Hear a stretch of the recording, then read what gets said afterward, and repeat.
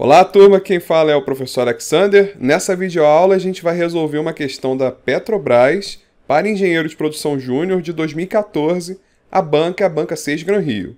Vamos então para a questão. Em relação aos métodos utilizados para auxiliar na decisão referente à localização das instalações, considere as afirmações a seguir. Essa questão, então, ela está abordando sobre os métodos que são utilizados para auxiliar na decisão sobre a localização. São aqueles métodos que a gente comentou sobre, por exemplo, centro de gravidade, método dos momentos, né? São os mais conhecidos, método ponto de equilíbrio. Então, esses métodos são métodos que são utilizados para auxiliar nessa tomada de decisão. A ideia, né, é que a gente utilize, como a gente falou na videoaula, que a gente utilize diversos métodos, né? Não utilize apenas um, para que a gente consiga ter, né, a vantagem de todos os métodos. Aqui, então, nessa questão, a gente tem 3 afirmações e a gente vai avaliar cada uma delas e selecionar a alternativa que apresenta as afirmações que estão corretas, tá? O método, ele diz o seguinte, a primeira: o método do centro de gravidade envolve a identificação de critérios relevantes para a avaliação de instalações, a definição da importância relativa de cada critério e a atribuição de fatores de ponderação, ou pesos, né, para cada um deles por meio de uma escala de pontuação arbitrária. Essa é a primeira afirmação. A segunda afirmação diz o seguinte: no método da pontuação ponderada, são comparadas diferentes localidades em função dos custos totais da operação, custos fixos mais custos variáveis. E a terceira afirmação diz que os métodos de pontuação ponderada e de ponto de equilíbrio podem servir como complementares ao método do centro de gravidade. Bem, e aí aqui eu coloquei algumas discussões em relação a esse texto, né, em relação a essas afirmações, trazendo as definições que a gente teve na nossa videoaula de conteúdo. Então aqui, ó, primeiro, o que é o método do centro de gravidade? A gente define aquele ponto em que minimiza as distâncias, né? Ou melhor, minimiza os custos de transporte em relação aos nossos clientes e fornecedores. E aí, desse cálculo, a gente consegue ver matematicamente, né, quantitativamente, que fica mais próximo daqueles que custam mais caro, né, em termos de transporte, vai minimizar o nosso custo total com o transporte. Então, o método centro de gravidade é para encontrar esse ponto ótimo. O método do momento, a gente calcula, né, o momento de uma alternativa em relação a outra, né, de um centro em relação ao outro, de uma cidade em relação a outra. Então, no método dos momentos, ele é bem parecido com o método de centro de gravidade. O que a gente faz é, escolhe uma localidade e aí, em função dessa localidade, a gente calcula o custo de transporte em relação às outras localidades. Depois a gente faz a mesma coisa com a localidade B, calcula o custo de transporte dela em relação às outras, faz a mesma coisa com a C e assim por diante. E aí você escolhe aquela localidade que minimiza esses custos de transporte.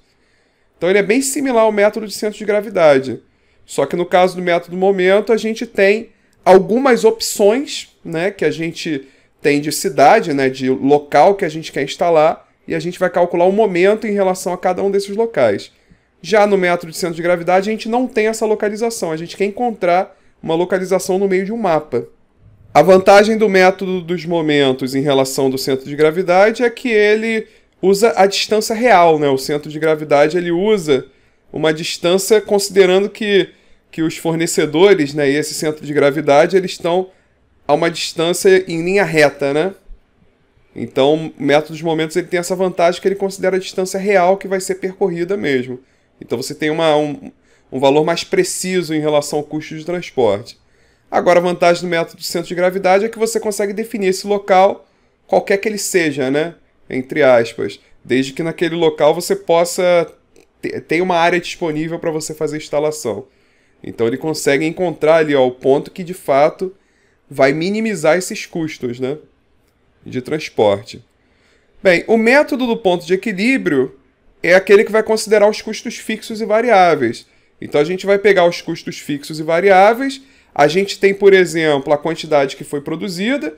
Se a gente conhece o preço unitário, a gente consegue calcular o ponto de equilíbrio, que é aquele ponto em que os nossos gastos se igualam aos nossos custos. É aquele ponto que o nosso lucro é igual a zero. Aquele ponto, né? Quando eu digo ponto, é aquela quantidade de itens. Qual é o valor de N? Qual é essa quantidade de itens que tem que ser produzida para que eu iguale meus custos com os meus ganhos? Para que meu lucro seja igual a zero. De forma que, se eu produzir mais do que esse valor, eu tenho lucro. Se eu produzir menos do que esse valor, eu tenho prejuízo. Então a gente consegue determinar o ponto de equilíbrio para diferentes localidades. A partir disso, a gente consegue obter qual é a localidade, por exemplo, mais adequada para aquela quantidade de produtos que eu quero produzir, ou então a gente pode encontrar uma faixa de essa localidade A é a melhor caso eu produza até tantas unidades.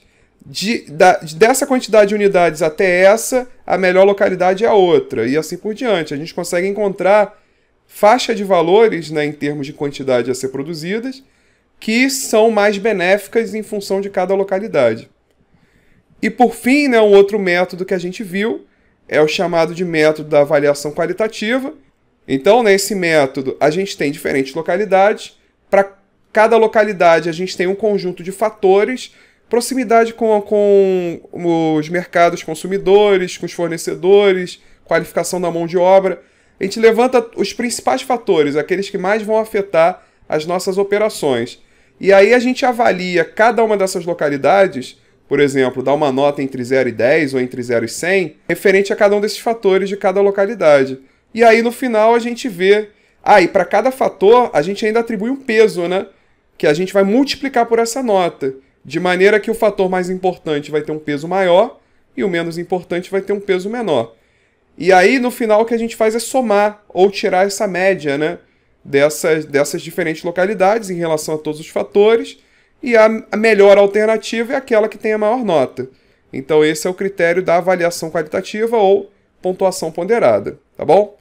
Então vamos voltar lá nas afirmações. Voltando nas afirmações, ele diz aqui, o método do centro de gravidade envolve a identificação de critérios relevantes para avaliação de instalações, ou critérios ou fatores, né? Definição da importância de cada critério e atribuição de fatores de ponderação, os pesos. Quem faz isso daqui não é o método de centro de gravidade. É o método desse último que a gente falou, avaliação qualitativa ou pontuação ponderada. Então a 1 está errada porque não é o centro de gravidade, é a pontuação ponderada que faz isso. Então a primeira afirmação está incorreta.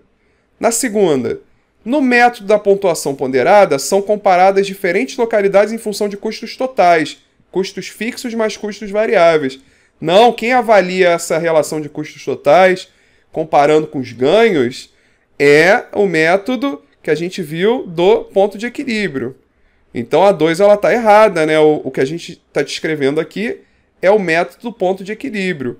A gente pode, por exemplo, escolher aquela localidade que minimiza os custos totais, que são os custos fixos e os custos variáveis.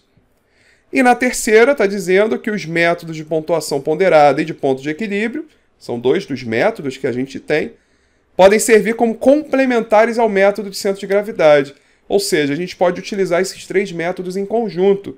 E, de fato, essa é a principal recomendação, que a gente utilize mais de um método, e se todos esses métodos estiverem convergindo para a mesma localidade, a gente vai ter uma maior certeza, um menor risco de que aquela decisão é a melhor decisão.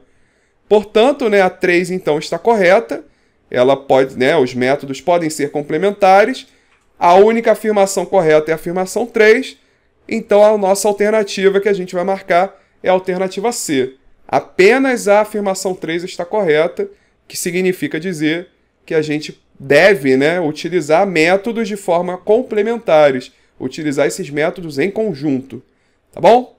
Então nos vemos na próxima videoaula. Valeu!